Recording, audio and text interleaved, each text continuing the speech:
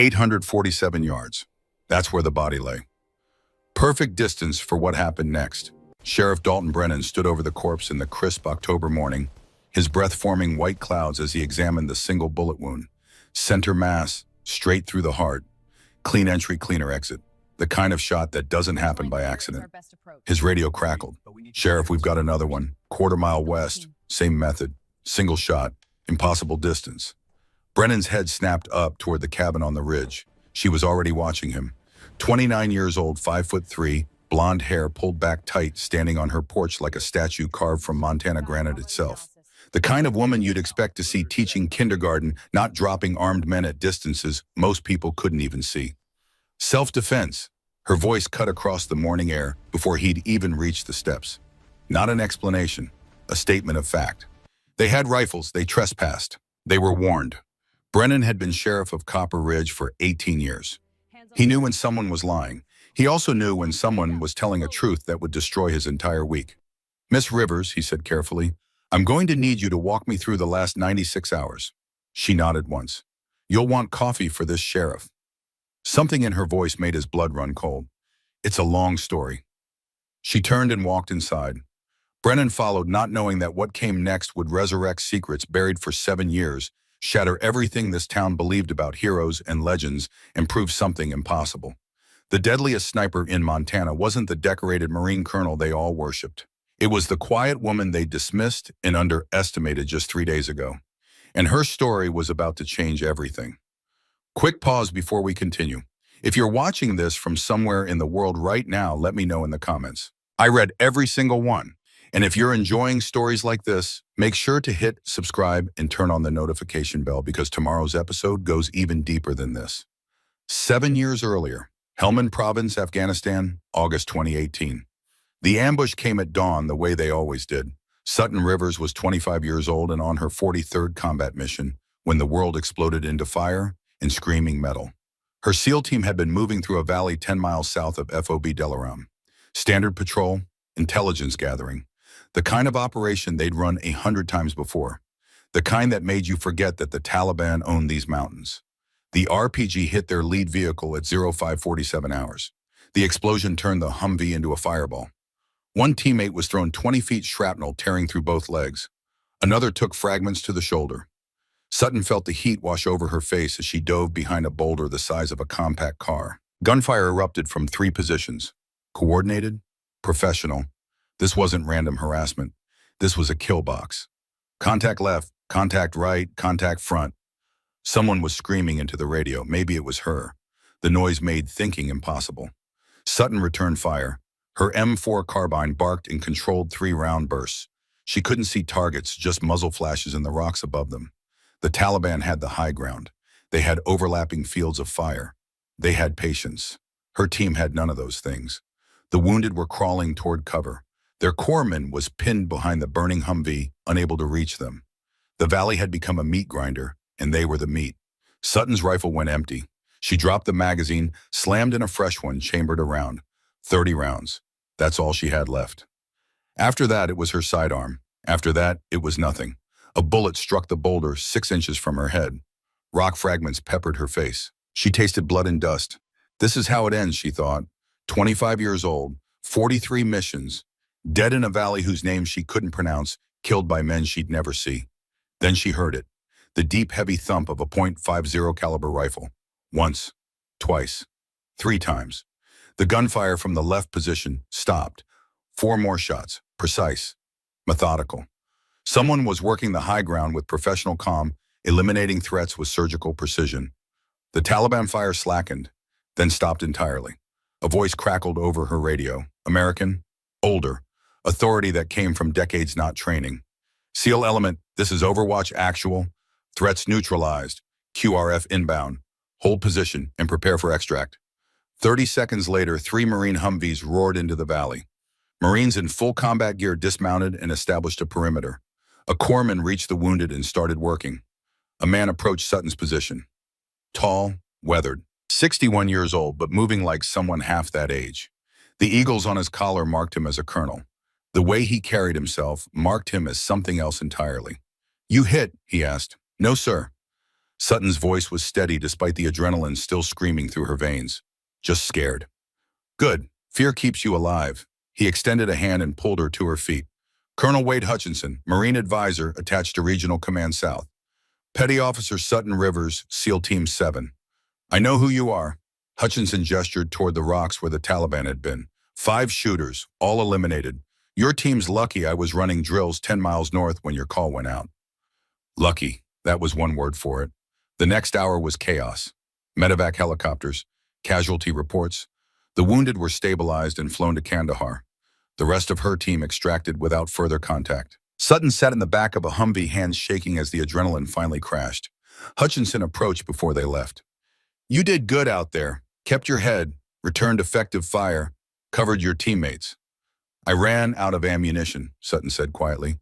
If you hadn't shown up, but I did. Hutchinson's voice was firm. You're alive because I happened to be 10 miles away. Don't waste it. The Humvee hit an IED on the way back to the FOB, a small one, enough to blow a tire and throw everyone around, enough to send a piece of metal the size of a playing card through the vehicle's side panel and into Sutton's shoulder. She remembered screaming, remembered Hutchinson pulling her from the smoking wreckage while gunfire cracked overhead, remembered his voice saying, "Stay with me, Rivers. Not today. You don't die today." She woke up in a field hospital. The doctor said she was lucky. The shrapnel had missed the artery by half an inch. 6 weeks of recovery. Physical therapy. Then back to her team. She never saw Colonel Wade Hutchinson again. Until 3 days ago. Present day. Copper Ridge, Montana, October 2025. The gathering at Copper Ridge Community Hall was scheduled to address water rights and boundary disputes. Standard Montana business. Ranchers arguing over creek access, property owners debating fence lines, the usual territorial negotiations that rural communities conducted every autumn. Sutton sat in the back row attempting invisibility. She'd only attended because her property was mentioned on the agenda. Some question about an old access road crossing her northern boundary. Her plan was simple. Listen, nod when appropriate, leave without conversation. That plan died the moment Colonel Wade Hutchinson stood to speak. At 68, Hutchinson looked all carved from the same mountains surrounding the valley. 6'2" silver hair cut high and tight shoulders that hadn't forgotten the weight of a rucksack. His face was weathered leather creased by decades of wind and sun, and his eyes held a clarity that made people uncomfortable. He saw too much, remembered everything. Copper Ridge treated him like visiting royalty. Hutchinson was their claim to fame, their connection to something larger than cattle and hay prices. Marine Force Recon, 25 years of service. Grenada, Panama Desert Storm, Somalia. 89 confirmed kills across a career that had become legend. He'd retired here in 2019, bought a ranch on the eastern edge of town, and spent his days training horses, and his evenings holding court at Murphy's Bar, telling sanitized versions of stories that would make most civilians lose sleep. The room quieted when he stood. Even the most argumentative rancher knew to silence themselves when Wade Hutchinson had something to say. Before we move forward, Hutchinson said, his voice carrying the parade ground authority of a man who'd commanded in combat, I want to address something that's been bothering me. Sutton felt her stomach tighten. She didn't know why, just instinct, the same one that had kept her alive in Helmand Province. We've got new people moving into our valley, Hutchinson continued. Good people mostly, hard workers, folks who respect the land and the community. He paused, scanning the room. His eyes found her, locked on. But we also need to be clear about who we are and what we value here. Sutton's hands gripped the edge of her chair. I heard we got a former Navy SEAL who bought the old Patterson place. That right, Miss Rivers? Every head turned, 50 pairs of eyes finding her in the back row. Sutton stood slowly. Protocol. You stood when addressed by senior military, even in civilian settings. Some habits didn't break. Yes, sir. Appreciate your service, Hutchinson said. The words were correct, the tone was not. How long were you in? 7 years, sir, 2016 to 2023. Afghanistan. Yes, sir, in Syria. Hutchinson nodded slowly. I'm sure you did your best. Times have changed since I wore the uniform. Standards have changed. He let that hang in the air for a moment, and what he said next would ignite a humiliation that would burn in Sutton's chest for the next 72 hours. SEAL training used to be the hardest thing in the world, Hutchinson continued. Used to be that only the toughest, most capable warriors made it through. Men who could carry a wounded teammate 10 miles through enemy territory. Men who could operate for weeks without support, living on nothing but grit and determination. Sutton felt her face flush. She knew where this was going. Now they're letting anyone through, Hutchinson said, lowering his tone to something reasonable. Paternal. Lowering standards for political correctness. They're graduating people who can't carry a full combat load. Hell, they're graduating 100-pound girls who couldn't drag a wounded man to safety if their lives depended on it. The room fell silent. Someone coughed. A chair creaked. I'm not saying women can't serve, Hutchinson continued, his voice taking on the reasonable tone of a man who knew he was saying something controversial but believed it anyway. There are plenty of support roles where they excel: medical, communications, intelligence. But combat direct action, that's a different animal. That requires a kind of strength and endurance that, frankly, most women just don't have. Sutton's jaw clenched so tight her teeth ached. Say something, her mind screamed. Defend yourself. Tell him about the 47 combat missions, the teammates you brought home alive, the confirmed kills at ranges he couldn't imagine. The 1,247-yard shot that put you in the top 1% of snipers in the entire naval special warfare community. But she didn't, because she'd learned in 7 years of fighting for respect in a male-dominated community that arguing only made it worse. You didn't win by talking, you won by doing. And she hadn't done anything yet that these people could see. So she stood there silent while a man she owed her life humiliated her in front of an entire town. Yes, Miss Rivers, Hutchinson's smile was grandfatherly, condescending, final. I appreciate your service. I'm sure you did your best with what nature gave you. But let's not pretend that SEAL standards are what they used to be. This valley respects real warriors, the kind forged in real combat under real standards. He sat down to murmurs of agreement. A few uncomfortable looks shot Sutton's way. Mostly sympathy, the kind you give someone who's been publicly corrected by their betters. Sutton remained standing for 3 heartbeats longer than necessary. Long enough for Hutchinson to notice. Long enough to make it clear she'd heard him. Long enough to remember every single word. Then she sat down, her face burning, and endured another 90 minutes of meaningless discussion about nothing that mattered. When the meeting finally ended, she was the first one out the door. She drove home in silence. Her cabin was 20 miles outside town, accessible only by a gravel road that wound through pine forest and granite outcroppings. 2,400 acres of Montana wilderness that she'd bought with her military savings and a veteran's land loan. The place had been condemned when she found it. 6 months of work had transformed it from wreck to refuge.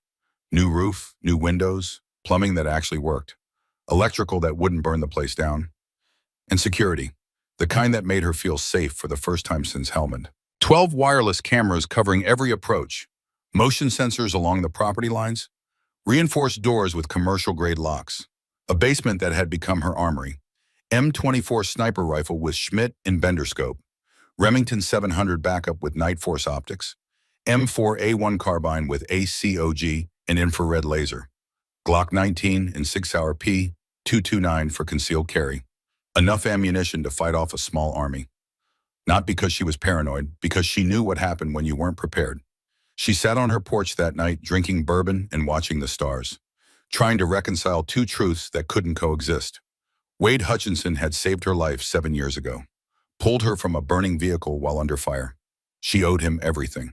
Wade Hutchinson had just called her inadequate in front of 50 people, dismissed her service, questioned her capability, made her feel smaller than she'd felt since her first day at basic underwater demolitions/SEAL training. How do you hate the man who saved your life? How do you forgive the man who humiliated you? She didn't have answers, just bourbon and stars and the quiet rage that burned in her chest like a coal that wouldn't go cold. She went to bed at midnight, woke at 0500 like always, ran her 5 miles through the forest trails she'd mapped and memorized, returned at 0600, showered, coffee, weapons maintenance from 0630 to 0800, every rifle cleaned, every scope checked, every magazine loaded and tested. At 800, she mounted her ATV and began her daily patrol of the property. That's when she found it.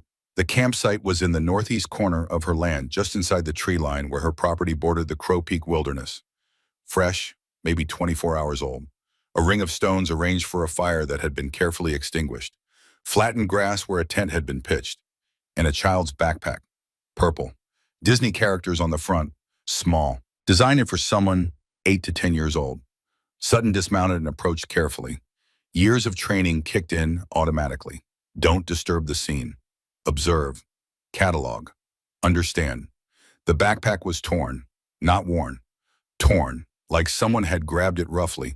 The zipper was broken, contents spilled into the grass. School supplies, crayons, a juice box, and blood on the shoulder strap. Not much, just a smear, but enough. Sutton expanded her search pattern, found more evidence within minutes. Boot prints, adult male, size 11 or 12. Heavy tread, tactical boots the kind soldiers wore. Multiple sets, at least 3 different individuals, and drag marks leading north. Not footprints, drag marks. Like something or someone had been pulled through the dirt. Sutton's radio crackled. She monitored the local police scanner out of habit. Old deployment habits died hard. Sheriff Dalton Brennan's voice came through tight with stress. All units, we have 2 missing juveniles from Copper Ridge Elementary field trip. Last seen yesterday at 1600 hours near Crow Peak Trail, ages 9 and 11, names Sloan Brennan and Cassian Cross. Search teams mobilizing. Repeat, 2 missing children. Sutton looked at the purple backpack in her hand, then at the drag marks leading north into the wilderness. The children hadn't gotten lost. They'd been taken. And the trail led directly through her property toward the old mining facility on her northern boundary, the one that had been abandoned since the copper crash of 1982. She'd scouted it once months ago. Condemned buildings, rusted equipment, boarded-up tunnel entrances, the kind of place that was dangerous to explore and worthless to develop. She'd marked it on her maps as a hazard and avoided it. Now she wondered what else might be hiding in those ruins. Sutton returned to her cabin, loaded her tactical pack, M24 sniper rifle, spotting scope, rangefinder, suppressed Glock 19, 6 magazines, protein bars, water, first aid kit, radio scanner. She was going to follow those tracks, find out where they led, and if she found what she suspected she'd find, she was going to need help. The kind of help she'd sworn she'd never ask for again. But first she needed to know what she was dealing with. The hike took 2 hours. Sutton moved carefully following the drag marks and boot prints through terrain that grew progressively rougher. Pine forest gave way to rocky slopes. The elevation increased. The air thinned. The old mining facility appeared through the trees like a corpse of industrial ambition. Concrete buildings with shattered windows. Rusted conveyor systems frozen in permanent stillness. Chain-link fencing that had long since surrendered to gravity and vegetation. And new tire tracks in the dirt. Fresh. Within the last 48 hours. Sutton took cover behind a boulder 800 yards from the main building. Pulled out her spotting scope. Began her reconnaissance. The facility wasn't abandoned. 6 men moved between the buildings with tactical precision. They weren't wearing uniforms, but they moved like soldiers, coordinated, alert, weapons visible. A K-47 variant's body armor, tactical vests. These weren't local criminals. These were professionals. Sutton glassed the perimeter, found guard positions, overlapping fields of fire, security cameras mounted on poles. This wasn't a temporary camp. This was an established operation. She shifted her scope to the largest building. Windows were covered with blackout curtains, but she could see light bleeding around the edges. Generator hum carried faintly on the wind. Power meant occupancy. Occupancy meant purpose. Then she saw them. 2 small figures visible for just a moment through a door that opened and closed. Children. Moving under escort. Too far to identify, but the size was right. 9 and 11 years old. Sloan Brennan. Cassian Cross. They were alive, and they were prisoners. Sutton continued her observation. Over the next hour, she cataloged everything. 6 guards, rotating patrols every 30 minutes, radio communications every 15 minutes, vehicles parked in a covered area, 3 trucks all with Montana plates. The guards spoke English, not Spanish. American accents. This wasn't a cartel operation run by foreign nationals. This was Americans running an American operation on American soil. She listened to their radio chatter through her scanner, found their frequency after 15 minutes of patient work. The conversations were brief, professional, military jargon. Perimeter clear. Shift change at 2100. Package Sakarnetum, package. They were calling the children a package. Then she heard something that made her blood freeze. Command, this is Gate 1, confirm timeline on extraction. Gate 1 command, extraction team arrives 400 Friday. Package transfers at that time. Maintain security until then. Friday, that was 48 hours from now. Whatever was happening here, whatever these men were doing, they were moving the children in 2 days. And Sutton knew enough about human trafficking to understand what extraction team usually meant. She needed help. One person couldn't assault a fortified position held by 6 trained operators. Not without getting the hostages killed. But she couldn't call the sheriff. Because one of the trucks in that compound had a Copper Ridge Sheriff's Department sticker on the bumper. And that meant Sheriff Dalton Brennan was either compromised or complicit. She couldn't call the FBI. Federal response would take 12 hours minimum, and these men would scatter the moment they sensed official interest. She needed someone with combat experience, someone who understood tactical operations, someone she could trust despite everything that had happened 3 days ago. She needed Wade Hutchinson, the man who'd saved her life in Helmand, the man who'd humiliated her at the town meeting, the man who right now was her only option. Sutton withdrew from her observation position carefully, made the 2-hour hike back to her cabin without being detected, showered, changed into clean clothes, checked her sidearm. Then she drove to Hutchinson's ranch, her heart pounding harder than it had during firefights. Because asking for help from the man who'd publicly dismissed you was harder than facing enemy fire. At least in combat, you knew who your enemies were. Hutchinson's ranch was everything Sutton's cabin wasn't. Immaculate. Perfect. A showcase of control and order. White fences that looked freshly painted, barn doors that hung straight and true, horses grazing in paddocks that could have graced magazine covers. Everything in its place. Everything under control. Just like the man who owned it. Hutchinson sat on his porch, coffee in hand, watching Sutton's truck approach. He didn't look surprised, didn't look concerned, just looked at her the way a teacher looks at a struggling student who's finally come for help. Sutton killed the engine, sat in the truck for 10 seconds gathering herself, then stepped out and walked up the gravel drive, her boots crunching with each step. She stopped at the bottom of the porch steps, looked up at the man who'd saved her life and destroyed her dignity. "Colonel Hutchinson," she said. Her voice was steady, professional, empty of emotion. "I need your help." Hutchinson set down his coffee cup. "That right. 2 children were kidnapped yesterday, 9 and 11 years old. I found their trail, tracked them to the old mining facility on the northern edge of my property. 6 armed hostiles, military-grade weapons and tactics, professional operation. They're planning to move the children in 48 hours. Call the FBI, Hutchinson said. This isn't military business. FBI response time is 12 hours minimum. The hostiles will scatter the moment they sense official interest. The children will disappear into a trafficking network and we'll never find them." Hutchinson raised an eyebrow. "Why come to me?" "Because you're the only person in this valley with the combat experience to help me extract 2 hostages from a fortified position without getting them killed." "You're a SEAL," Hutchinson said, his tone carrying the same dismissive edge it had at the town meeting. "Handle it yourself." Sutton pulled down the collar of her shirt, exposed the scar on her shoulder, white tissue on tan skin, the shape of shrapnel that had nearly killed her 7 years ago. Helmand Province, August 2018. Ambush 10 miles south of FOB Delaram. My team was pinned down, out of ammunition, wounded. You provided counter-sniper fire from an adjacent ridge, eliminated 5 Taliban shooters, called in the QRF, extracted us under fire. Hutchinson's expression changed, memory flooding back like water through a broken dam. On the way back to the FOB, your Humvee hit an IED, small charge, blew a tire, sent shrapnel through the vehicle's side panel. Sutton touched the scar. "This is from that day. You pulled me out while taking fire, kept me conscious, told me I wasn't allowed to die that day." Hutchinson said quietly. "You were the female SEAL from that extraction." "I didn't. You look different. 7 years older, 30 pounds heavier, different context, but same person, Colonel. Same debt I owe you for saving my life."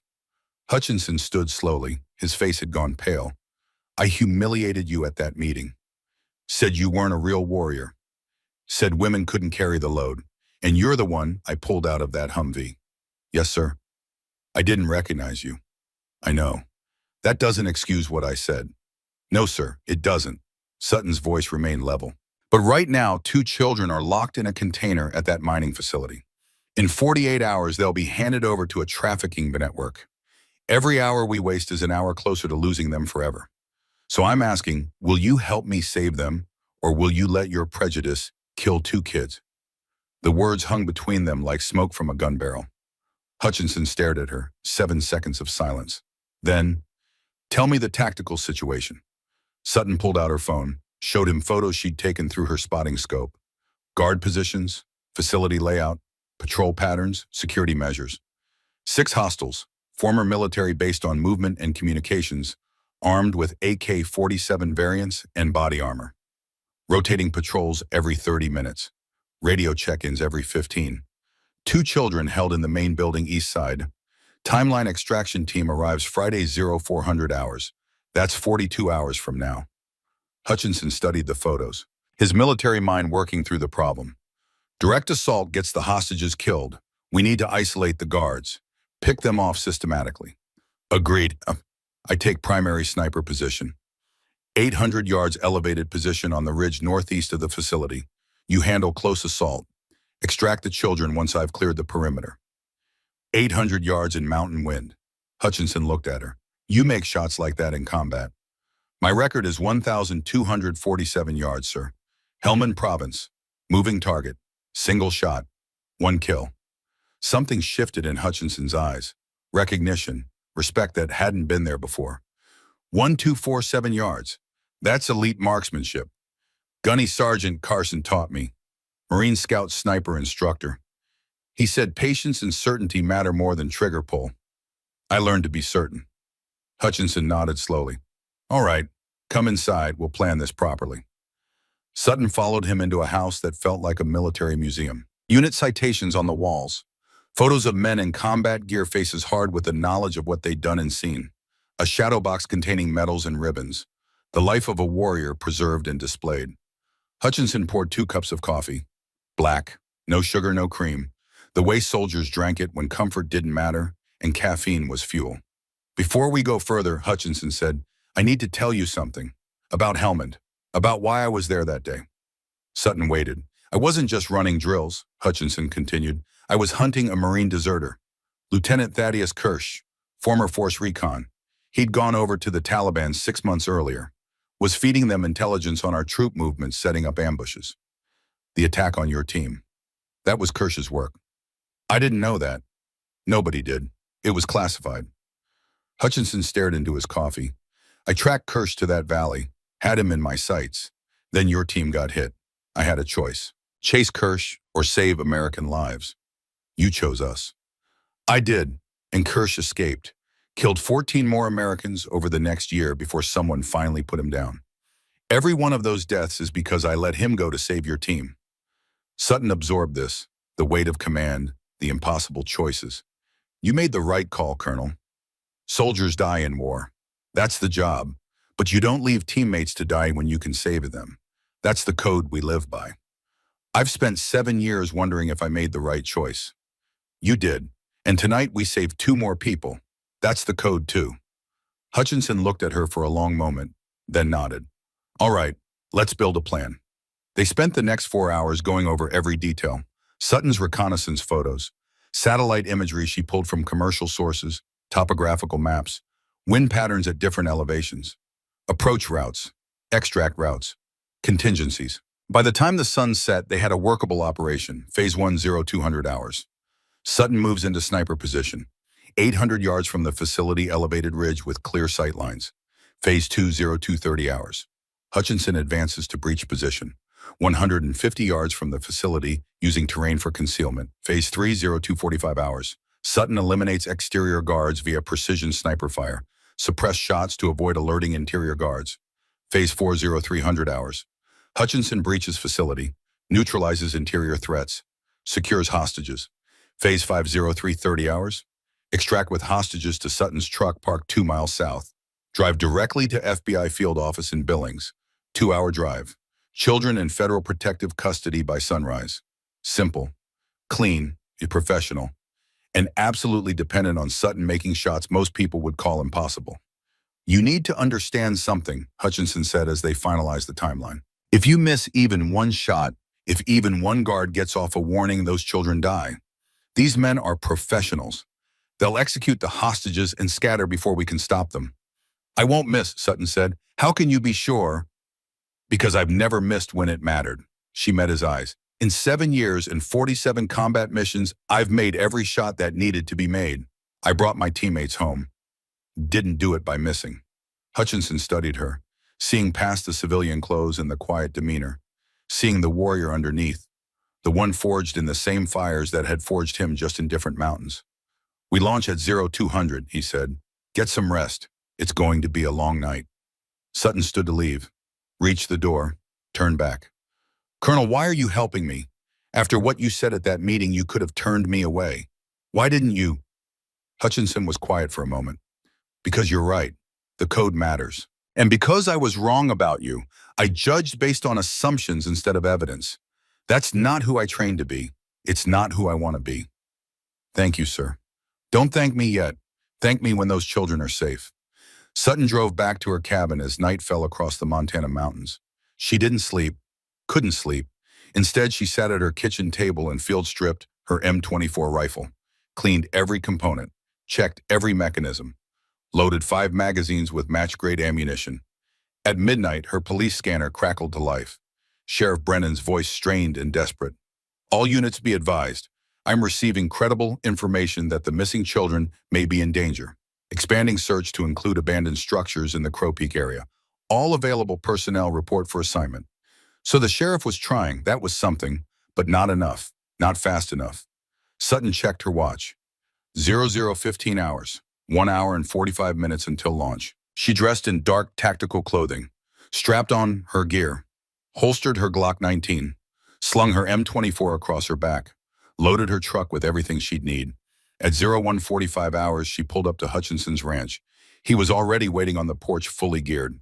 M4A1 carbine, body armor, tactical vest loaded with magazines, flashbangs, breaching charges. The old warrior ready for one more mission. They drove in silence to the staging point. Parked Sutton's truck 2 miles south of the mining facility, hidden in a grove of pine trees. From there, they moved on foot. Hutchinson took point. Sutton followed. They moved through the darkness like ghosts, using terrain and vegetation for concealment. No lights, no sounds, just 2 operators moving toward a target with lethal intent. At 02:10 hours, they split up. Hutchinson continued toward his breach position. Sutton angled northeast toward the ridge that would become her sniper hide. The climb took 20 minutes. 800 yards of elevation gained through rocky terrain. Her legs burned. Her lungs ached. But she pushed through, driven by the knowledge that 2 children were counting on precision they didn't even know was coming. At 02:30 hours, Sutton settled into her position. The mining facility spread out below her like a tactical diagram. Every building visible. Every guard position clear. The angle was perfect. She set up her rifle, deployed the bipod, adjusted the scope, ranged the targets with her laser rangefinder. 820 yards to the nearest guard position, 850 to the farthest. Wind was the variable. At this elevation, it gusted and swirled. She watched the grass at 400 yards, learning the pattern. 12 miles per hour, sustained gusting to 15. Coming from her right at about 45 degrees. She made the calculations. At 800 yards with a 12-mile-per-hour crosswind, she needed 2.3 mils of windage adjustment. The gust would complicate it, but she'd wait for the lulls. Patience, certainty, the 2 virtues that separated good shooters from elite snipers. Her radio crackled. Hutchinson's voice whisper quiet. "Overwatch, this is Assault, in position, standing by." Sutton keyed her mic. "Assault Overwatch. I have 3 exterior guards visible. Recommend we hold until guard rotation at 0300. Gives us maximum time before interior guards realize something's wrong. Concur, standing by for your signal. 28 minutes until the guards rotated. 28 minutes to wait while her heart rate slowed and her breathing settled into the rhythm of combat. She'd done this before, 47 times in 7 years, but never for children, never with stakes this personal. At 02:58 hours, the guards began their rotation. The 3 exterior patrols moved toward the main building for shift change. For exactly 90 seconds, all 6 guards would be clustered near the east entrance. 90 seconds when a skilled operator could change everything. Sutton settled her crosshairs on the first target, a man in his 30s, athletic build, moving with military precision. He stopped 20 feet from the entrance, lit a cigarette. Fatal mistake. The glow made him easy to track, easy to range, easy to kill. Sutton controlled her breathing. In for 4 counts, hold for 2, out for 4. Her heart rate dropped to 50 beats per minute. The rifle settled. The crosshair steadied. She waited for the wind to lull. It came at 02:59 and 30 seconds. She pressed the trigger. The suppressed rifle made a sound like a heavy cough.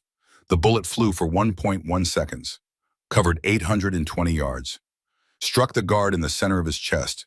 He dropped like a puppet with cut strings. The cigarette fell from his lips. His rifle clattered on concrete. The other guards hadn't noticed yet. They were still talking, still clustered near the entrance. Sutton cycled the bolt, chambered a fresh round, found her second target. This one was alert, already moving toward the fallen guard, running. Moving targets were harder, required leading the shot, predicting movement, timing the trigger, pulled to where the target would be, not where it was. Sutton had made this shot 100 times in training, in combat, in the valley where Hutchinson had saved her life. She led the target, waited for the lull, fired. The bullet struck the running guard in the spine. He fell forward, didn't move again. Now the remaining guards knew something was wrong. They scattered, seeking cover, grabbing weapons, shouting into radios. Sutton had 15 seconds before they organized a response. 15 seconds to eliminate as many threats as possible. She found her third target. A guard behind a concrete barrier, only his head visible. A difficult shot, but not impossible. She adjusted for the elevation, adjusted for the wind, adjusted for the fact that a headshot at 800 yards required absolute certainty. She had that certainty. The shot broke clean. The guard's head snapped back. He collapsed behind the barrier. 3 down, 3 to go. But the remaining guards were inside now, behind walls and doors, out of her line of sight. Her radio crackled. Hutchinson's voice. Overwatch assault. I'm going in. 3 hostiles confirmed interior. Moving to breach. Copy. I'll hold Overwatch. Call if you need support. Sutton watched through her scope as Hutchinson emerged from the shadows like a vengeful ghost. He moved to the east entrance, pulled a flashbang from his vest, threw it through the broken window. The explosion lit up the interior. 3 seconds later, Hutchinson was through the door. Gunfire erupted inside. M4 carbine. Controlled bursts. Professional. Precise. Then silence. Sutton's heart hammered. She couldn't see inside. Couldn't help. Could only wait and trust that the old warrior knew his business. 30 seconds passed, felt like 30 minutes. Then Hutchinson's voice. Calm. Professional. Overwatch assault. Building secure. 3 hostiles down. 2 packages recovered, both alive, preparing to extract. Sutton let out a breath she didn't know she'd been holding. Copy. I'm moving to truck. See you at rally point. She broke down her rifle, packed her gear, made the descent in 15 minutes. By the time she reached the truck, Hutchinson was there with 2 terrified children. A girl 9 years old, a boy 11, both dirty, both scared, but alive. The girl looked at Sutton with wide eyes. Are you a soldier? I was, Sutton said gently. Now I'm just someone who helps people. You're safe now. We're taking you home. They drove through the night toward Billings, toward the FBI field office, toward safety and justice and the long process of healing. But Sutton's work wasn't done yet, because in 48 hours she'd have to return to Copper Ridge, have to face the town that had dismissed her, have to stand before the man who'd humiliated her and who'd just fought beside her. And somewhere in those mountains there were answers she needed about who'd taken those children and why. This was just the beginning. The real story was about to start. The phone call came at 03:47 hours, 18 minutes into their drive to Billings. Sheriff Dalton Brennan's voice cracked through Sutton's cell phone speaker. Desperate, raw. Nothing like the confident lawman who'd been running Copper Ridge for the past decade. Miss Rivers, I know what you did. I know you have them. Sutton glanced at Hutchinson in the passenger seat, put the call on speaker. Sheriff, I don't know what you're talking about. Please. The word came out like a prayer. Please don't hang up. I need to see you, need to talk to you. It's about my daughter, about all of this. In the back seat, the 9-year-old girl stirred. Sloan, the sheriff's daughter. She'd finally fallen asleep 20 minutes ago, curled against the 11-year-old boy Cassian Cross, both of them too exhausted from fear to stay awake. Sheriff, your daughter is safe. So is Cassian Cross. We're taking them to the FBI in Billings. They'll be in protective custody within the hour. No, Brennan's voice rose. No, you can't. If you do that, they'll kill my wife. Please. I need to explain. Need to tell you what's really happening. 1 hour. Just give me 1 hour. Sutton looked at Hutchinson. He nodded slowly. Where? Sutton asked. My office, Copper Ridge Sheriff's Department. Come alone, please. I'm not armed. I'm not a threat. I just need you to understand. I'm not coming alone, Sheriff. And if this is a trap, you won't live to regret it. It's not a trap. I swear on my daughter's life, 1 hour. Please. The line went dead. Hutchinson checked his M4 carbine. Could be an ambush. Lure us back, eliminate the witnesses, recover the children. Could be, Sutton agreed. But he said they have his wife. If that's true, he's compromised, not complicit. There's a difference. Either way, we're walking into unknown variables. We've done that before. Hutchinson smiled grimly. That we have. Sutton took the next exit, turned the truck around, headed back toward Copper Ridge instead of Billings. The children slept on, unaware that their rescue had just become more complicated. The Copper Ridge Sheriff's Department occupied a single-story brick building on Main Street. 2 patrol cars in the lot, lights on inside. At 0430 hours on a Thursday morning, it should have been empty except for the night dispatcher. Sutton parked 2 blocks away, left the truck running, told Hutchinson, stay with the kids. If I'm not out in 20 minutes, get them to Billings. Don't come back for me. 20 minutes, Hutchinson confirmed. Sutton approached the sheriff's department on foot. Her Glock 19 was holstered under her jacket. Her hand rested on the grip. Every instinct screaming this was wrong, dangerous, stupid. But sometimes you had to walk into danger to find the truth. The front door was unlocked. The lobby was empty. Sutton moved through it silently, clearing corners, checking sight lines. The hallway beyond led to 3 offices and a holding cell. Sheriff Dalton Brennan sat in his office, alone. No weapon visible. Hands on his desk. He looked like he'd aged 10 years in the last 48 hours. Miss Rivers, he stood slowly, carefully. Thank you for coming. You've got 15 minutes, Sheriff. Talk. Brennan gestured to a chair. Sutton remained standing. After a moment, Brennan sat back down, defeated. 6 years ago, he began. I made a mistake. Took money from a man named Randall Voss. Just once. $5,000 to look the other way while he moved some equipment through the county. I told myself it was harmless. Just equipment, not drugs, not weapons, just gear. But it wasn't just once, Sutton said. No, Voss came back, said I'd already crossed the line, said I could either keep taking money or he'd expose that first payment, destroy my career, my reputation, everything I'd built. So you kept taking money. For 3 years, small amounts, enough to supplement my salary, enough to put my daughter through private school, enough to make me complicit. Brennan's hands shook. I didn't know what he was really doing, didn't ask, didn't want to know. That's how cowards operate, Miss Rivers. They don't ask questions they don't want answered. And now, yesterday morning, my wife Maeve went to the grocery store. She never came home. I got a call from Voss. He had her. Said if I cooperated, she'd be released unharmed. If I called the FBI, if I interfered in any way, he'd kill her and Sloan both. So when the children went missing, I knew immediately it was Voss. Knew he'd escalated from protection racket to kidnapping. Knew I should have stopped him years ago. Brennan's voice broke. But I couldn't risk my wife. Couldn't risk my daughter. So I did what he told me. Ran a fake search. Kept the state police at a distance. Waited for his instructions. Until we extracted the children. Until you did what I should have done. What I was too weak to do. Brennan looked at her with red-rimmed eyes. Voss called me 20 minutes ago. Said his operation was compromised. Said someone shall hit his facility. Said he's moving to a secondary location with my wife. Said if I don't deliver Sloan to him by 0800 hours, Maeve dies. Sutton felt ice water flood her veins. Where's the secondary location? I don't know, he wouldn't tell me. But he said, Brennan pulled a piece of paper from his desk drawer, slid it across. He said to give you this. Said you'd understand.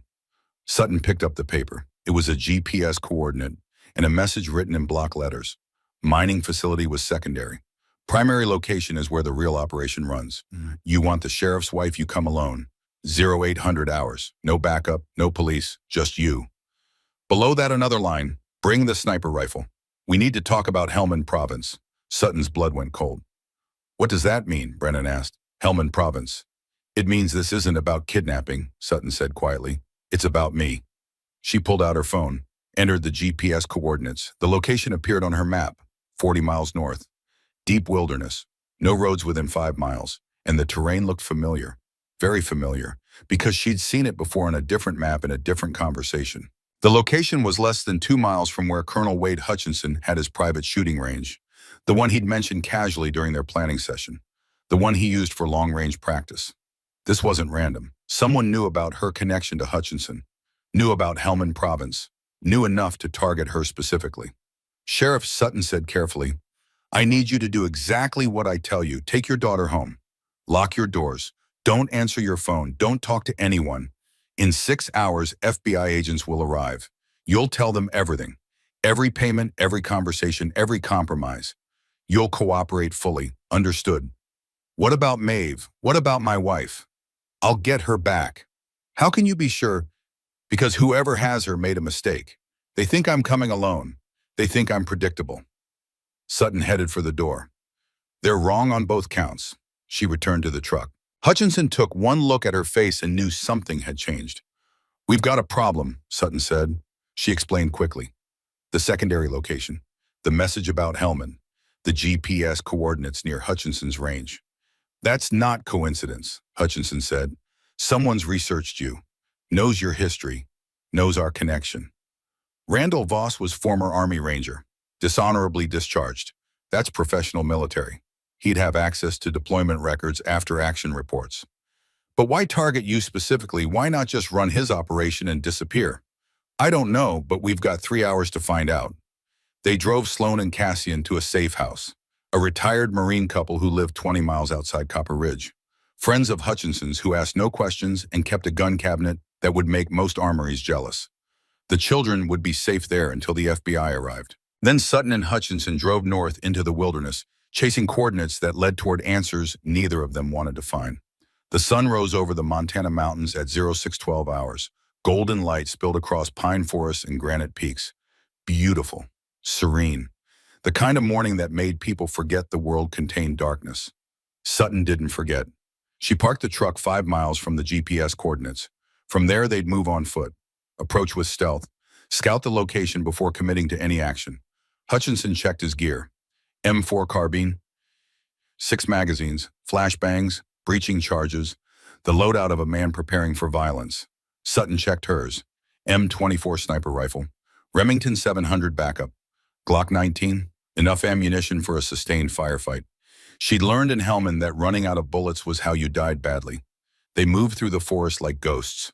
Hutchinson took point. Sutton followed with her rifle ready, no conversation. Just hand signals and the shared understanding of operators who'd done this dance before. 2 miles in, they found the first sign, a tripwire, barely visible. Professional placement, connected to a noise trap, not an explosive. Warning system, not a killing system.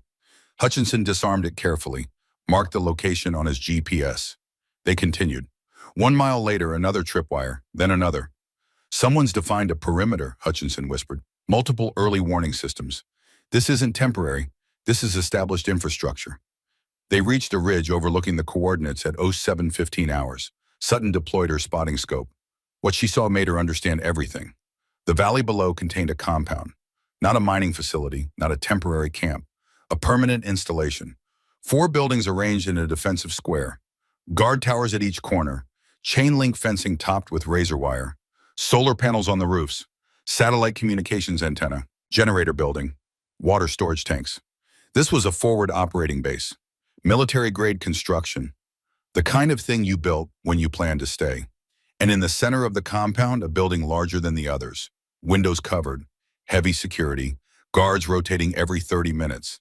Sutton counted the personnel. 8 guards visible. Professional movement. Tactical spacing. These weren't random criminals. These were trained operators. "This isn't a kidnapping operation," Hutchinson said quietly. "This is something bigger. Look at the vehicles." Sutton pointed to 3 trucks parked near the main building. "Montana plates. But look at the equipment they're unloading." Through her scope, she watched men moving crates from a truck into the main building. The crates were marked with stenciled letters. U.S. Army. Property of Department of Defense. "They're running stolen military equipment," Sutton said. "That's the real operation. Kidnapping the children was incidental." "The wrong place, wrong time." "But why target you specifically? Why the message about Helmand?" Before Sutton could answer, her phone vibrated. Text message. Unknown number. "You're early. Good. Come to the main building. Alone. Leave the colonel on the ridge. We know he's with you. We've been watching since you parked your truck." Hutchinson swore quietly. "They've had us under surveillance the whole approach." Another text. "The sheriff's wife is in the building. South room, 2nd floor. She's alive, for now. You have 30 minutes. After that, we start removing fingers. Bring your rifle. We need to settle something. It's a trap, Hutchinson said. They get you inside, they have leverage. They'll use you to negotiate or they'll kill you and disappear. Probably, Sutton agreed, but they have Maeve Brennan, and I told her husband I'd bring her home. You can't save everyone, Rivers. Sometimes the mission is to bring her home. Sutton's voice was flat, final. I made a promise. I keep my promises. She stood, checked her rifle, started down the ridge toward the compound. Hutchinson grabbed her arm. Wait, if you're going in, we do it smart. Give me 15 minutes to get into position. I'll provide overwatch. Anything goes wrong, I'll create enough chaos for you to extract. They'll be watching. They'll see you move. Let them watch. I'm an old man. I move slow. Hutchinson smiled coldly. But I shoot fast. 15 minutes later, Sutton approached the compound's main gate. Two guards stood at attention, both armed with AR-15 rifles, both watching her with professional calm. Miss Rivers, one of them said, we've been expecting you. Weapons on the ground, please. The message said, bring the rifle. We meant for you to carry it, not keep it. The guard's voice was polite but firm. Everything on the ground, now. Sutton considered her options, considered the angles, considered whether Hutchinson had a shot from his position. She set down her M24 rifle, then her Glock 19, then the backup pistol from her ankle holster. Good, now come with us. They led her through the compound, past buildings that hummed with generator power, past guards who watched with the dead eyes of men who'd seen violence and weren't impressed by it anymore. The main building's interior was climate-controlled. Fluorescent lights, concrete floors, the functional aesthetic of military installations everywhere. And in the center of the main room, sitting in a chair, like he owned the world, was a man Sutton had never seen before. Randall Voss was 38 years old, 6 feet tall, athletic build that spoke of daily PT and combat experience. His face was hard angles and old scars. His eyes were the flat gray of winter skies. Petty Officer Sutton Rivers, he said, retired, 7 years naval special warfare, 47 combat missions, 38 confirmed kills, one 247-yard record shot in Helmand Province, August 2018. He smiled. I've read your file. Where's Maeve Brennan? Upstairs, unharmed, scared but unharmed. You'll see her soon.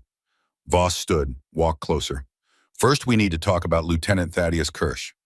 Sutton felt her stomach drop. You know that name, Voss said. I can see it in your face. Kirsch was the Marine deserter who set up the ambush that nearly killed your team. The one Colonel Hutchinson let escape to save your life. Kirsch is dead, killed in 2021. That's what the official reports say. Army Special Forces raid in Kandahar. 1 dead confirmed via dental records. Voss's smile widened. Except Kirsch wasn't in that room when the raid happened.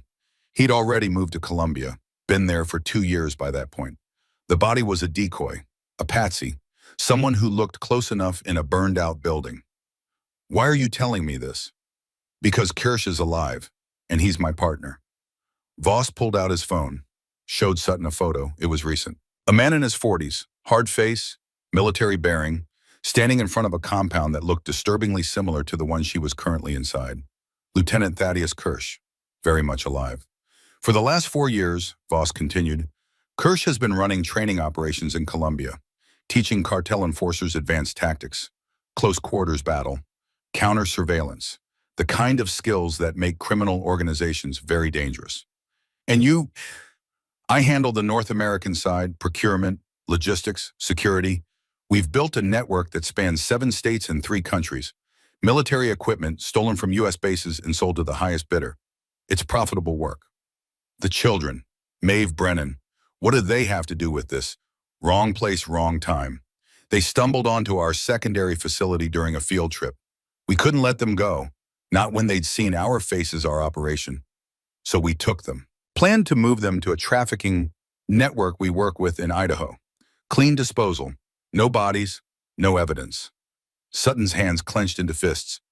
You were going to sell 2 children. Business is business, Miss Rivers.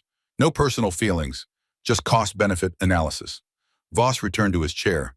But then you interfered, killed 3 of my men, extracted the children, made this personal. So this whole setup is revenge? No, this is recruitment. Sutton blinked. What? Kirsch has been watching you for 4 years, ever since Helmand, Ever since Hutchinson chose to save you instead of killing him, you've become an obsession for him. The sniper who survived, the operator who proved herself against impossible odds. He wants to meet you, wants to test you, wants to see if you're as good as your file suggests. I'm not interested in whatever sick game. It's not a game. Voss's voice went cold. It's an offer. Kirsch runs a training facility in Colombia. Elite instruction for elite operators. He's built something remarkable.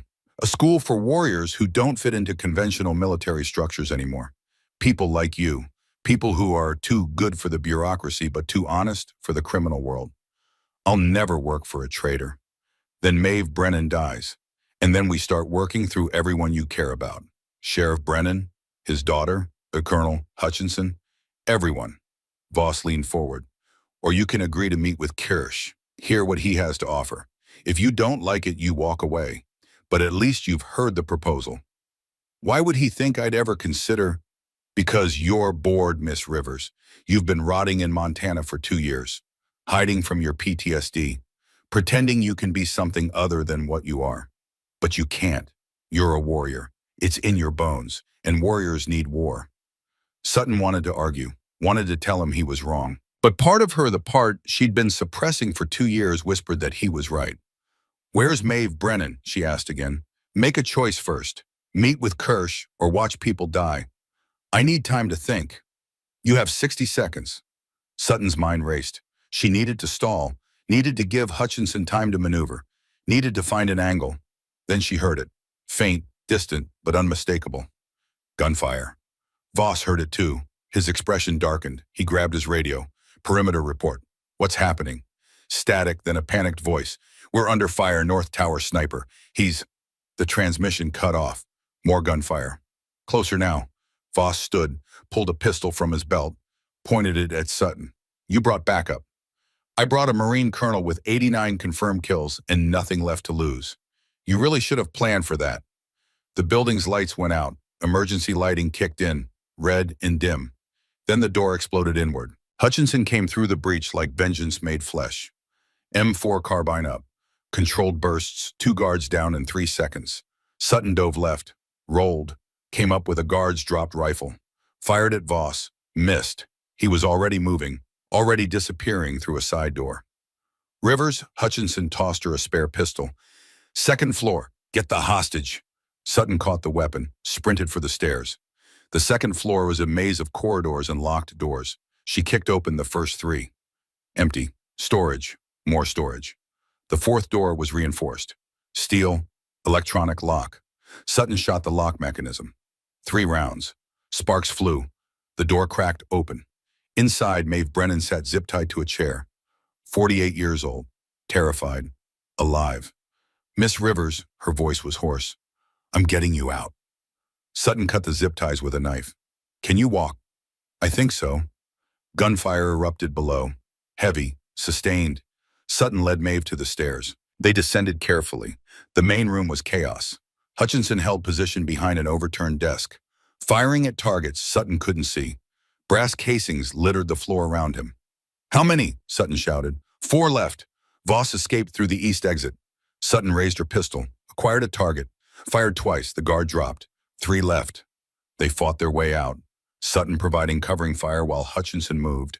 Then Hutchinson covering while Sutton displaced. The choreography of combat. The dance they'd both learned in different wars. 2 more guards down. The last one fled. They were out. In the compound yard. Running for the perimeter fence. Then Sutton saw him. Randall Voss. At the compound's north gate. Standing beside a truck. Rifle in hands. Not pointing at them. Pointing at the ridge. Where their extraction vehicle was parked. He's going to destroy our truck, Sutton yelled.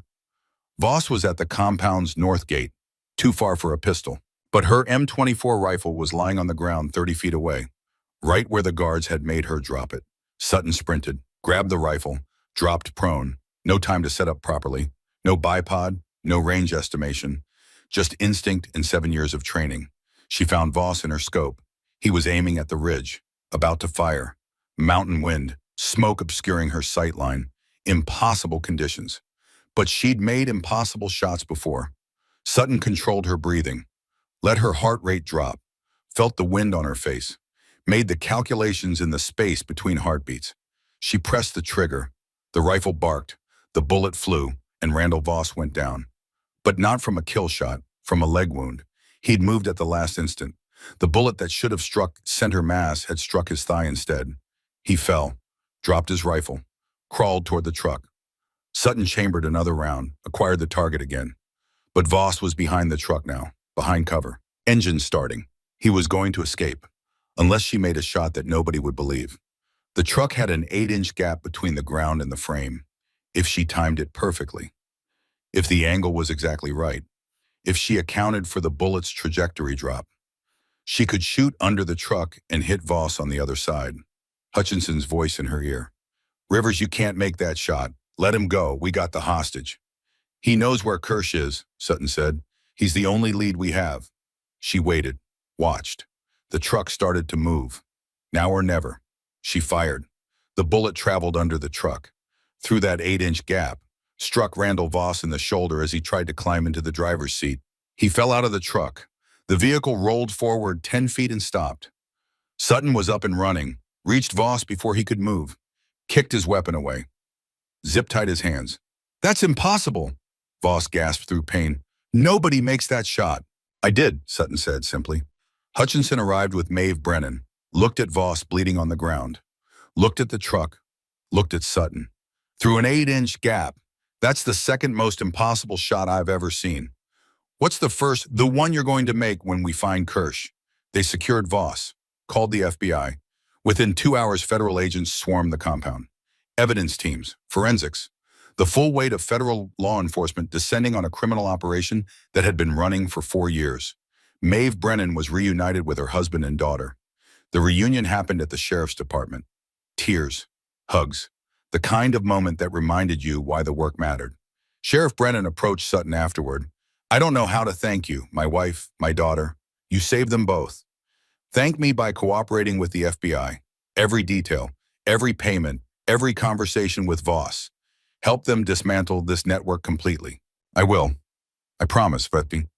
Brennan hesitated. "What you did today, the shots you made, that's not normal. That's not luck." "No," Sutton agreed. "It's not." "What are you?" Sutton thought about that. About 7 years of training, about 47 missions, about learning to be certain when the shot mattered. "I'm someone who keeps promises," she said finally. That night, Sutton sat on Hutchinson's porch. They were both exhausted, both running on adrenaline fumes and bad coffee. "Voss is talking," Hutchinson said, "giving the FBI everything. Locations, names, financial records. He's looking at 25 to life, and he knows it. He's trying to reduce his sentence by cooperating." "What about Kirsch?" "Confirmed alive, operating out of Colombia, remote facility in the mountains, training cartel enforcers. The Colombian government knows about it, but won't touch it. Political complications. American military can't go in without international incident. So he just gets away with it. For now," Hutchinson looked at her. "But Voss gave us something interesting. Kirsch has been tracking you for 4 years. He's obsessed, wants to meet you, wants to test you. Voss thinks Kirsch will reach out eventually. Let him come. When he does, are you ready?" Sutton thought about that, about the man who'd set up the ambush that nearly killed her, about the 14 Americans he'd murdered after escaping Hutchinson, about the violence that kept following her no matter how far she ran. "I'll be ready," she said. They sat in silence for a while. Then Hutchinson said, "You made shots today that most people would call impossible, and you did it to save people you'd never met. That's who you are, Rivers, not the woman I dismissed at that town meeting, the warrior I should have recognized from the start."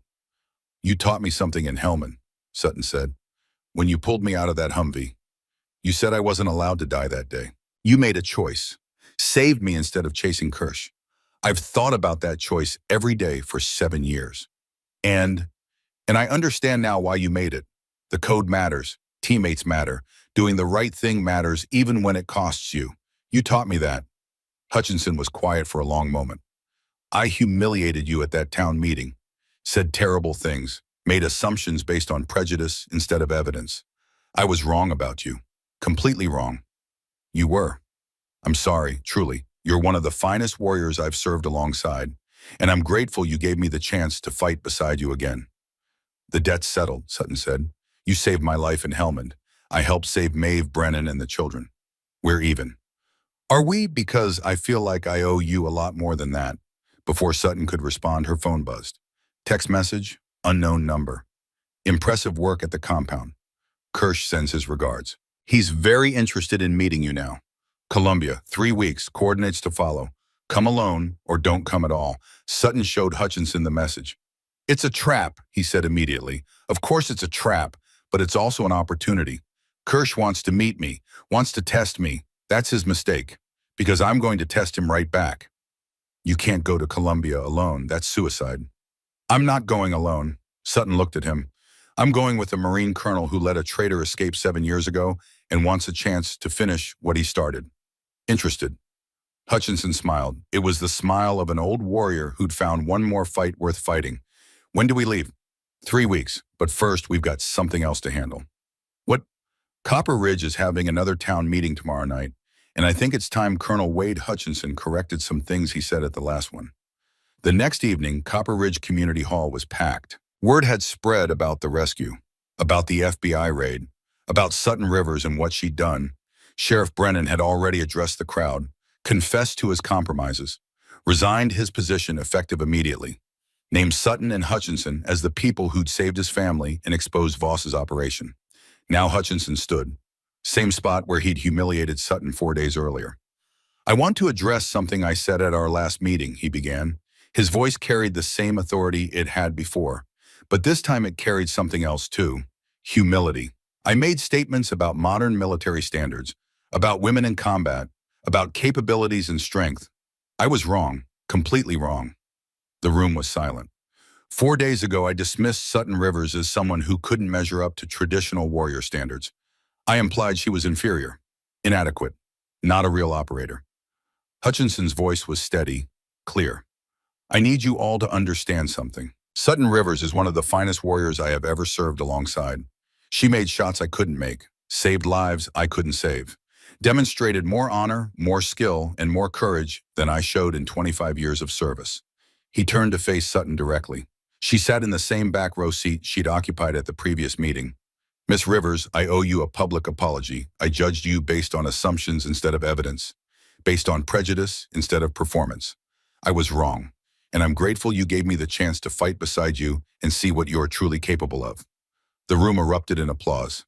Sutton stood, walked to the front, faced the man who'd saved her life and humiliated her and fought beside her. Colonel Hutchinson saved my life 7 years ago in Afghanistan, she said. Her voice was quiet but carried. I owe him everything. What happened at the compound, what happened with the children, that was just me returning the favor. That's what we do. We show up when people need us. We keep our promises. We honor the code.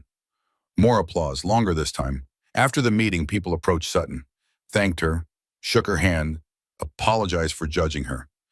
A young woman stopped her near the door, 19 years old, bright eyes, determined expression. Miss Rivers, I'm Bryn Carver. I was hiking near your property 6 days ago, got lost, stumbled onto that compound. They held me for 5 days before I escaped and warned you about the execution timeline. Sutton remembered, the woman who'd provided critical intelligence, the one who'd run 3 miles through wilderness to raise the alarm. You saved my life, Bryn continued. You saved the children, the sheriff's wife. You're a hero. I'm just someone who did what needed doing. I want to be like you, strong, capable. I want to learn. Sutton studied her, saw the determination, saw the potential. First you finish whatever you're studying. Education matters. Then we talk about physical training, about discipline, about what it really takes. I can do that.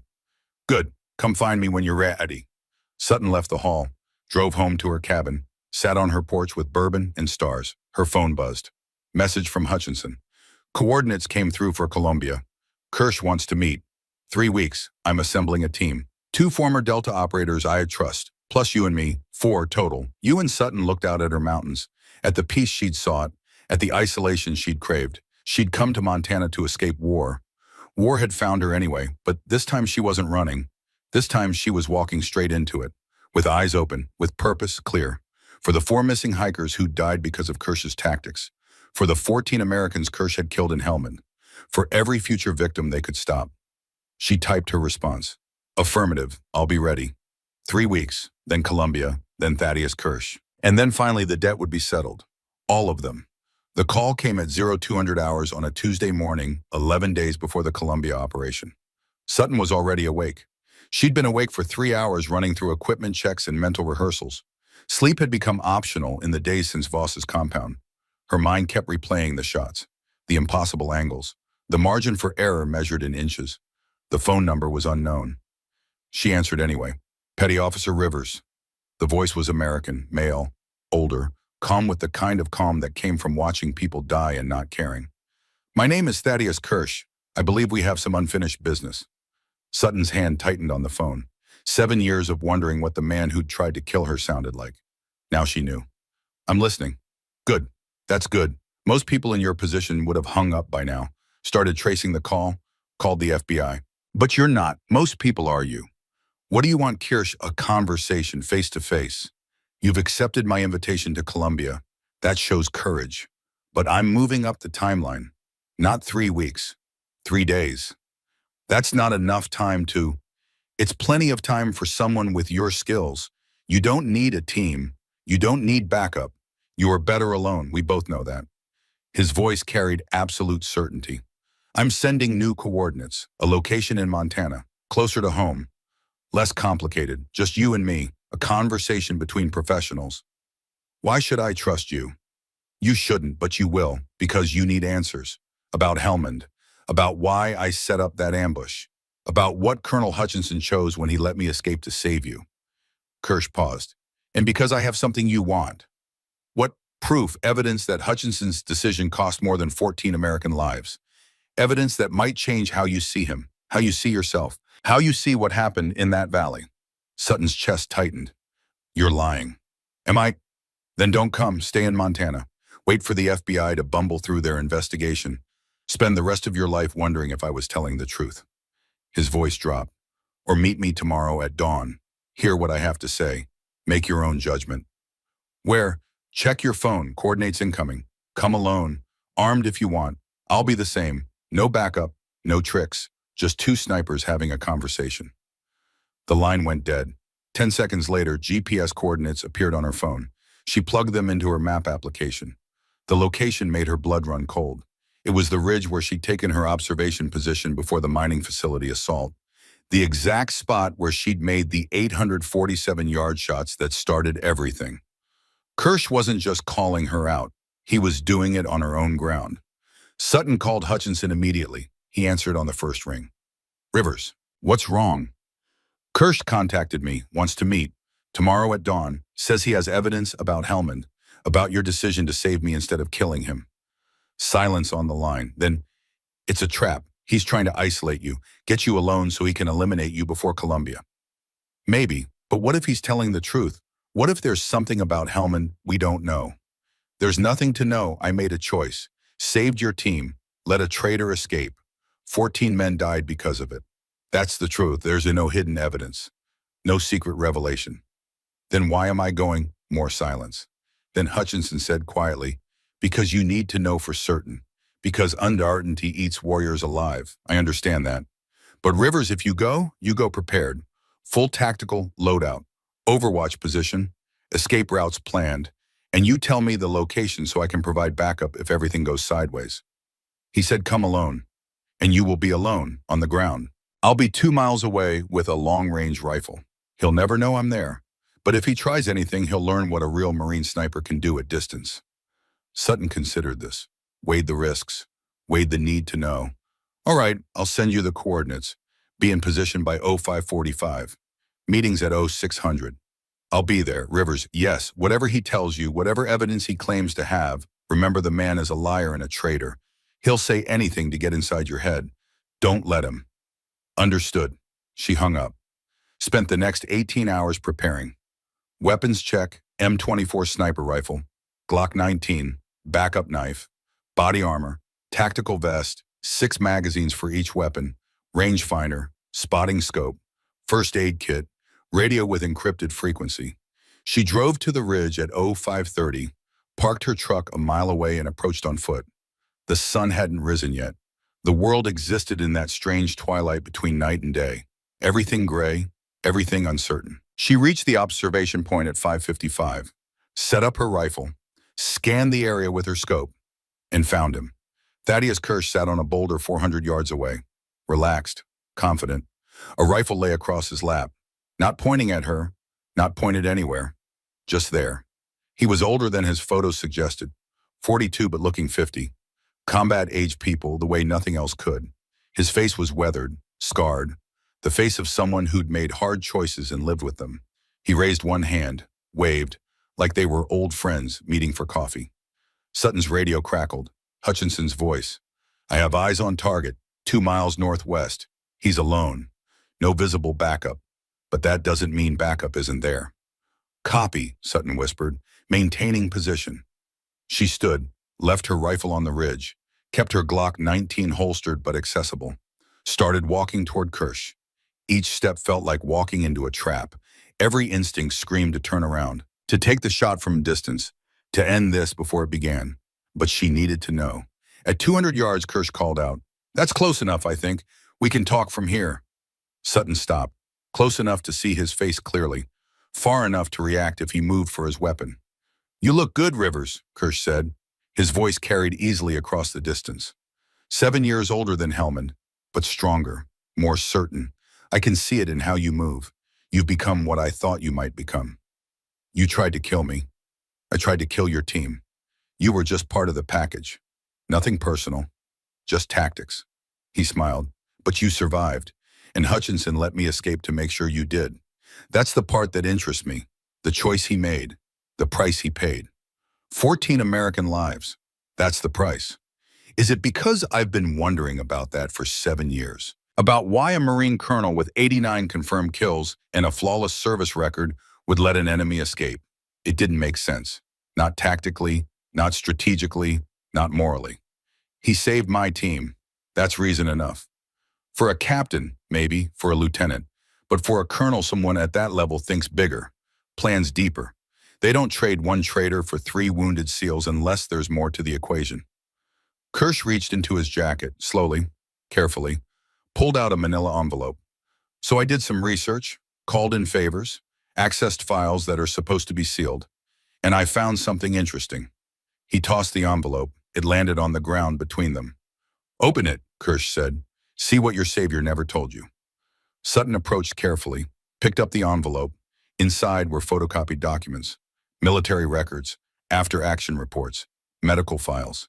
She read the first page, then the second, then stopped breathing. That's right, Kirsch said quietly. Colonel Wade Hutchinson didn't just save your team that day. He saved his son. The document was clear. Deployment roster for SEAL Team 7 August 2018. And there listed among the personnel was a name Sutton recognized but had never connected. Petty Officer First Class Garrett Hutchinson, Wade Hutchinson's son, assigned to her team 6 weeks before the Hellman ambush, working under an assumed roster name for operational security. She hadn't known, hadn't made the connection. Different name on initial briefings, different team assignment than what she remembered. But the records didn't lie. Your teammate who was thrown from the Humvee in that initial RPG strike, Kirsch continued, the one with shrapnel in both legs, that was Garrett Hutchinson, Wade's only son. The colonel wasn't choosing between you and me. He was choosing between revenge and his son's life. Sutton's hands shook. This is fake. You fabricated these records. Then why is Garrett Hutchinson currently serving as a gunnery sergeant at Marine Scout Sniper School? Why did he receive a Purple Heart for wounds sustained in Helmand Province in August 2018? Why does his service record show medical evacuation on the exact date of your ambush? Sutton couldn't answer, because she knew it was true. Knew it with the certainty that came from 7 years of missing pieces suddenly clicking into place. Hutchinson hadn't saved her out of principle. He'd saved his son. She was just collateral benefit, a convenient justification for a father's choice. He lied to you, Kirsch said, told you the decision haunted him, told you he questioned whether saving your team was worth letting me escape. But that was never the real choice. He'd have let 1,000 traitors escape to save Garrett. Any father would. Why are you telling me this? Because you need to understand who you're really working with. Wade Hutchinson is a good Marine, a good father, but he's not the moral paragon you think he is. He made a selfish choice and dressed it up as nobility, just like I made selfish choices and dressed them up as tactics. You're a traitor. You killed 14 Americans. I killed 14 enemies because that's what Americans became to me when they left me to rot in a Taliban prison for 6 months. Kirsch's voice went cold. Did Hutchinson tell you that part? How I was captured in 2017? How the brass decided a rescue operation was too risky? How they wrote me off as KIA and moved on? That doesn't justify. It doesn't justify anything, but it explains everything. I didn't betray my country because I'm evil. I betrayed it because it betrayed me first. He stood slowly. We're not so different, Rivers. We both learned that the system fails people, that noble causes hide selfish choices, that sometimes you have to make your own justice because no one else will. I'm nothing like you. Aren't you? You went outside official channels to save those children, assaulted a compound without FBI authorization, made yourself judge, jury, and executioner for 6 men who never got a trial. You did what you thought was right regardless of law or procedure. That's exactly what I did in Helmand. Sutton wanted to argue, wanted to find the difference between her choices and his, but the words wouldn't come. Here's my offer, Kirsch said. Join me in Colombia, not as an enemy, as a partner. I run a training facility that teaches real skills to real operators. No politics, no bureaucracy, no generals making decisions from air-conditioned offices. Just warriors teaching warriors. You'd be perfect for it. I'll never work for you. Then work with me, independently. I have resources, connections, money. You have skills that are wasted hiding in Montana. Together we could do something meaningful. By training cartel enforcers, by selling military equipment to criminals, by teaching people to protect themselves in a world that doesn't care if they live or die. The cartels pay well because they need quality instruction. I provide it. Everyone benefits. Except the people those cartels kill. Everyone makes choices, Rivers. The cartels would exist with or without my training. At least I'm making sure the best people survive. Kirsch picked up his rifle. Sutton's hand went to her Glock. Relax, I'm not going to shoot you. That would be wasteful. You're too valuable. What happens if I say no? Then we go our separate ways. You continue hiding in Montana. I continue my work in Colombia. And someday maybe we meet again under less friendly circumstances. He slung the rifle over his shoulder. But I hope you'll think about what I've said, about Hutchinson's lie, about the system that uses people like us and throws them away, about whether you're really satisfied living a quiet life when you're built for so much more. He started walking away, stopped after 10 steps, turned back. One more thing. That 1,247-yard shot you made in Helmand, I was watching from a ridge 3 miles away. Had a spotting scope, saw the whole thing. It was beautiful. Perfect wind raid, perfect trigger control. You're a natural. Don't waste that gift on a life that doesn't matter. Then he was gone, walking down the ridge and disappearing into the forest like smoke. Sutton stood frozen. The envelope in her hands felt like it weighed 1,000 pounds. Her radio crackled. Hutchinson's voice. Rivers report. Are you okay? Did he threaten you? I'm fine. He's gone. What did he say? Sutton looked at the envelope, at the proof of 7 years of deception, at the truth she'd never wanted to find. We need to talk, she said. In person. Now. 30 minutes later, Sutton sat in Hutchinson's living room. The envelope lay on the coffee table between them like an unexploded bomb. Hutchinson stared at it. His face had gone pale. Where did you get that? His voice was quiet. Kirsch gave it to me. Said you lied about Helmand. Said the real reason you let him escape was to save your son. Said Garrett was on my team that day. Hutchinson didn't deny it, just sat there looking older than his 68 years.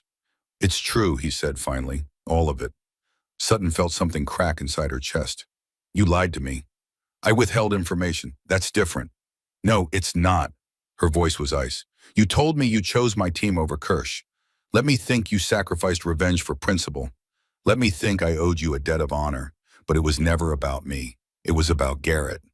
It was about both. You were part of that team. I saved you too. As a side effect, not as a priority. Sutton stood, paced. Do you know what I've been carrying for 7 years? The weight of owing you my life. The knowledge that you gave up justice to save me. I built my entire understanding of honor around that choice. And it was a lie. Rivers, don't try to justify it. She turned on him. 14 Americans died because you chose your son. I understand that choice. I even respect it. But don't pretend it was noble. Don't pretend you were conflicted. You'd have let 1,000 traitors escape to save Garrett. Any father would. Hutchinson's jaw clenched. You're right, I would have. I'd make the same choice again without hesitation. Garrett is my son, my only child, the best thing I ever helped create. Letting him die to kill one traitor would have destroyed me. Then why lie about it?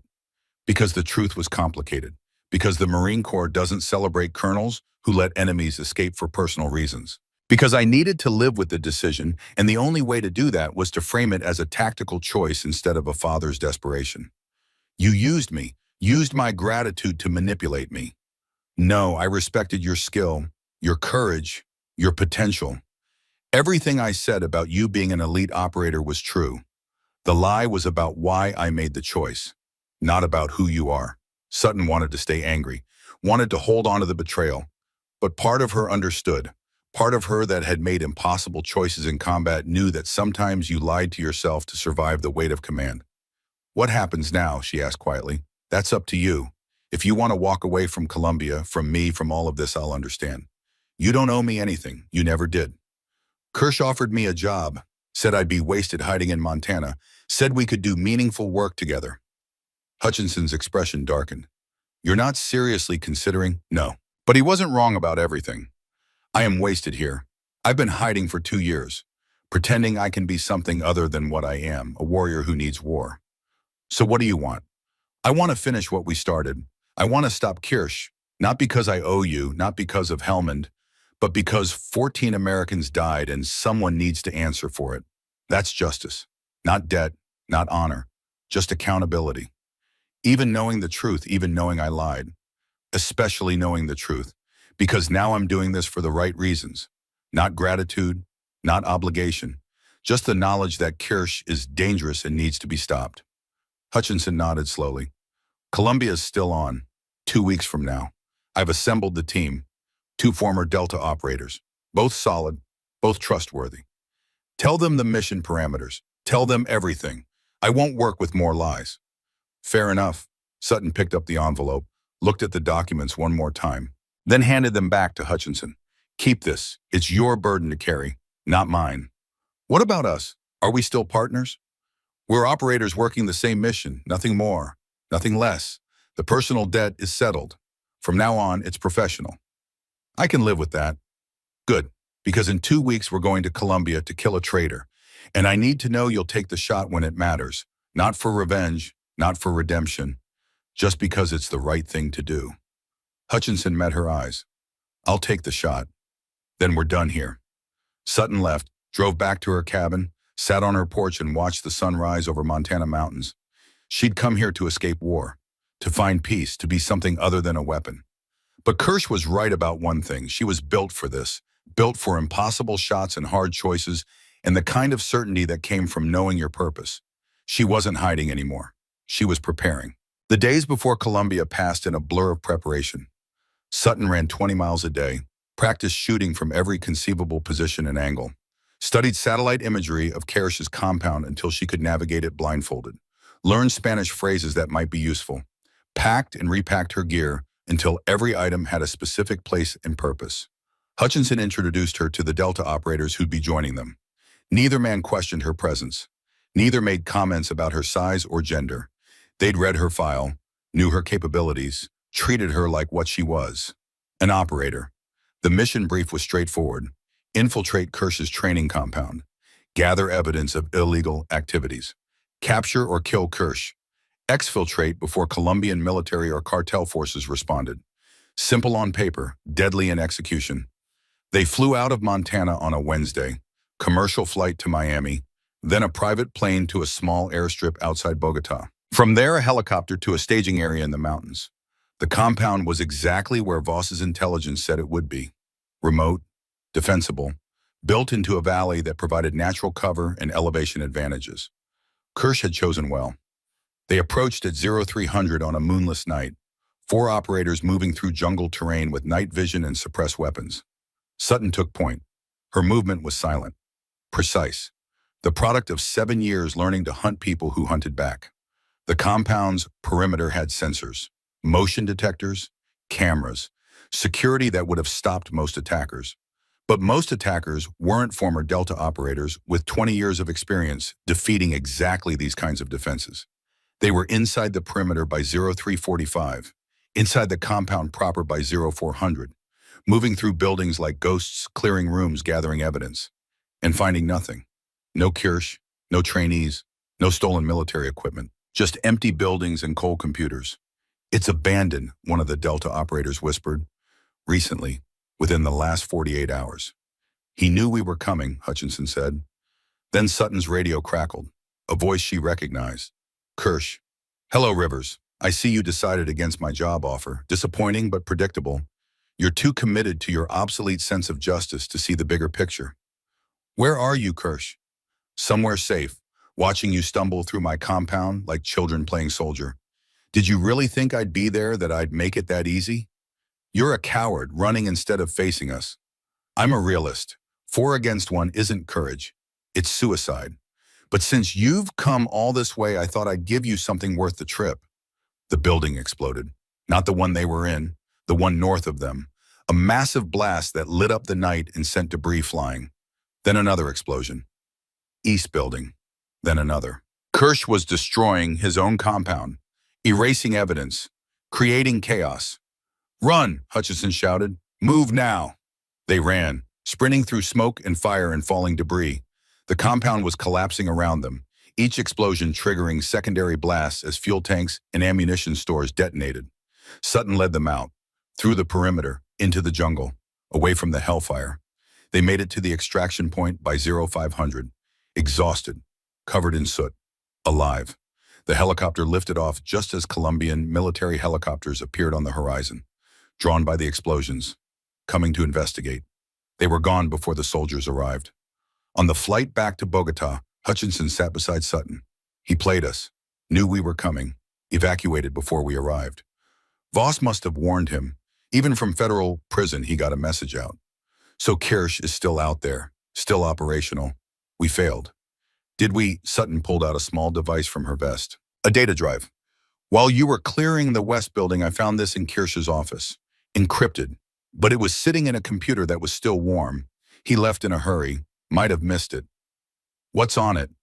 Financial records, communications logs, training schedules, client lists, everything the FBI needs to dismantle his entire network. Hutchinson stared at her. You got the evidence. I got enough. Kirsch might have escaped, but his operation is finished. Every client exposed, every financial transaction documented. The FBI can shut down his entire network with this. He's still alive. For now, but he's running with nowhere to hide. His compound destroyed, his network exposed, his training operation finished. That's not victory, but it's not failure either. You think he'll come after you, revenge for destroying his work?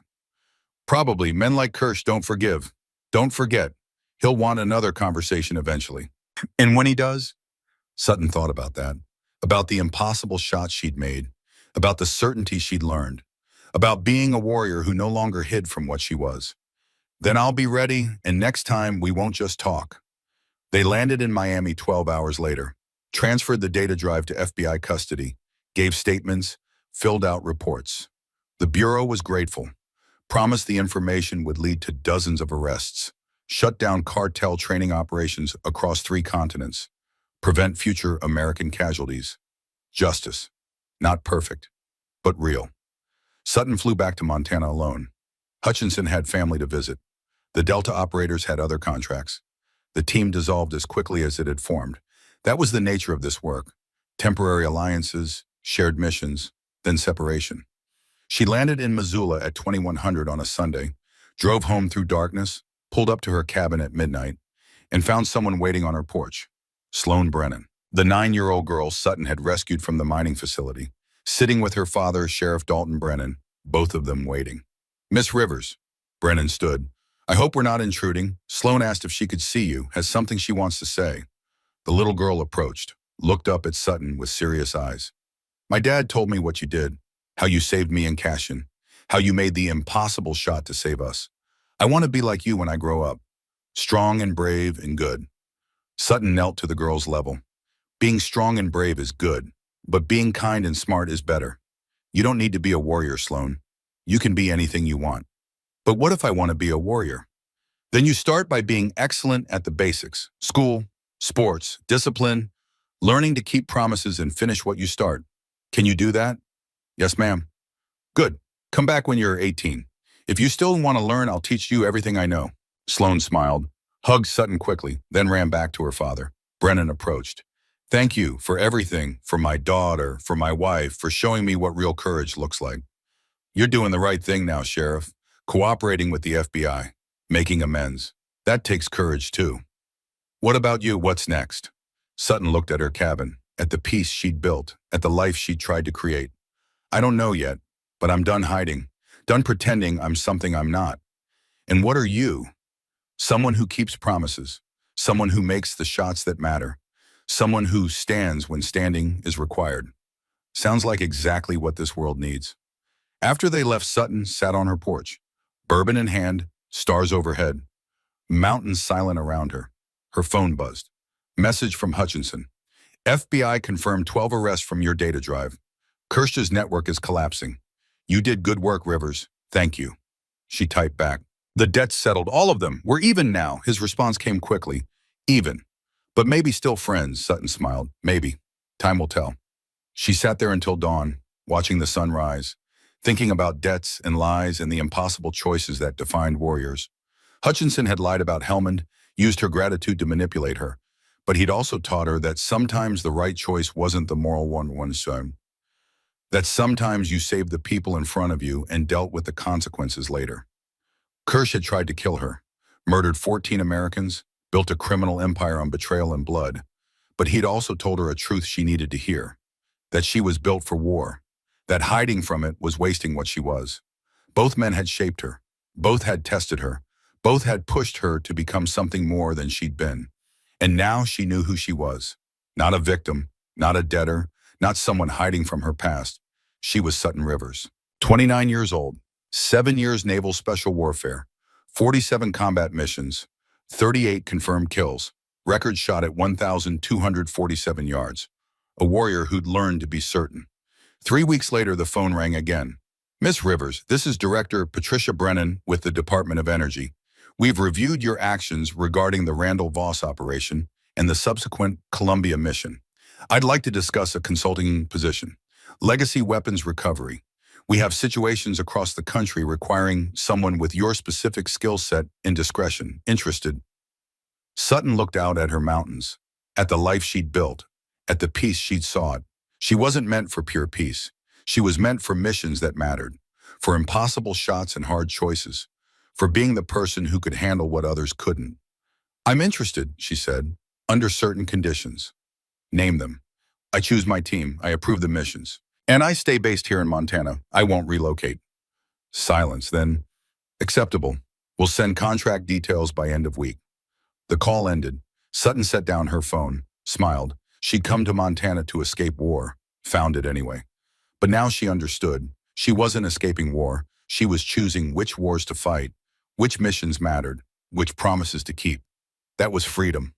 Not running, not hiding, choosing. Her phone buzzed again. Text from a number she didn't recognize. Impressive work in Colombia, destroying my compound, exposing my network. You've cost me millions and years of work. Well done. Truly.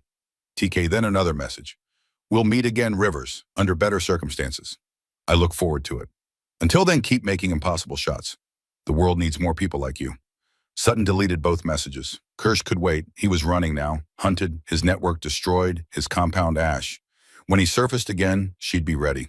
But today she had other work. Sloane Brennan was coming for her first training session in an hour. Basic physical fitness, running, push-ups, the fundamentals that built warriors. The next generation, the next impossible shot. The next person who'd stand when standing mattered. Legacy wasn't about debts. It was about passing forward what you'd learned, teaching the next warrior to be certain. Sutton changed into running clothes, laced her boots, stepped out onto her porch.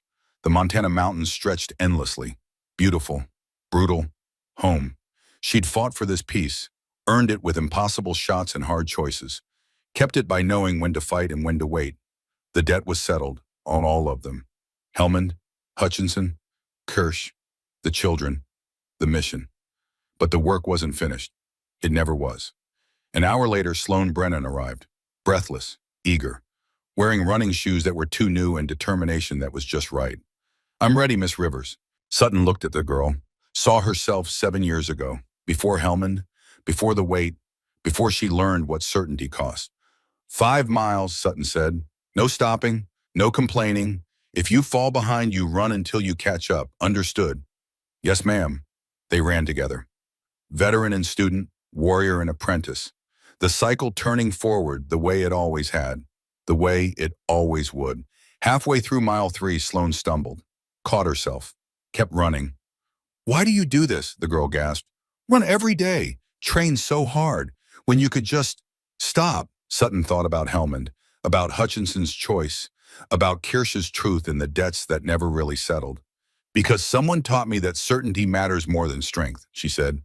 "That doing the right thing matters more than doing the easy thing. And because someday someone will need me to make an impossible shot. And I need to be ready. Will I ever be ready? If you keep showing up, if you keep running, if you learn that being a warrior isn't about never being afraid, it's about making the shot anyway."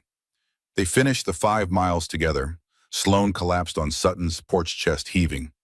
"Same time next week?" Sutton asked. "Yes, ma'am." After the girl left, Sutton stood on her porch. The mountains stretched endlessly. The debt was settled, the mission complete, but the work was never done. And that was exactly how it should be. She cleaned her rifle, checked her gear, prepared for the next call. Because warriors didn't retire. They passed the torch.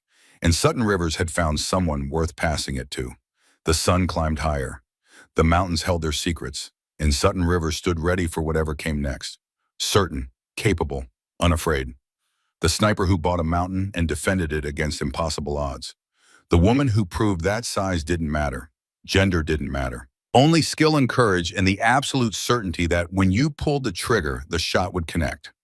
She had that certainty in abundance, and the world would learn that soon enough.